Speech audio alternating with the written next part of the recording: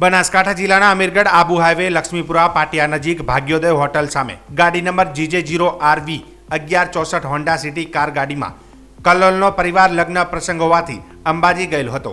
ત્યારે કલોલનો પરિવાર અંબાજીથી લગ્ન પ્રસંગમાંથી પરત પોતાના ઘર કલોલ તરફ જઈ રહ્યો હતો। તે દરમિયાન અમીરગઢ આબુ હાઈવે લક્ષ્મીપુરા પાટિયા નજીક અકસ્માત નડ્યો હતો। કાર ગાડી અચાનક ટાયર ફાટતા કાર ગાડી રોડની સાઈડમાં નીચે ઉતરી ઝાડ સાથે અથડાતા અકસ્માત સર્જાયો હતો। તો કાર ગાડી ઝાડ સાથે અથડાતા કાર ગાડીના આગળના ભાગનો કચ્ચરઘાણ વળી ગયો હતો। અકસ્માત સર્જાતા ઘટના સ્થળે લોકોના ટોળે ટોળા એકઠા થયા હતા। ત્યારે અકસ્માતના પગલે 108 અને અમીરગઢ પોલીસ ઘટના સ્થળે આવી પહોંચ્યા હતા।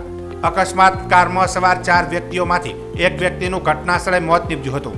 તેમજ અકસ્માતમાં કારમાં સવાર અન્ય વ્યક્તિઓને ઈજાઓ પહોંચતા સારવાર માટે હોસ્પિટલ ખસેડવામાં આવ્યા હતા।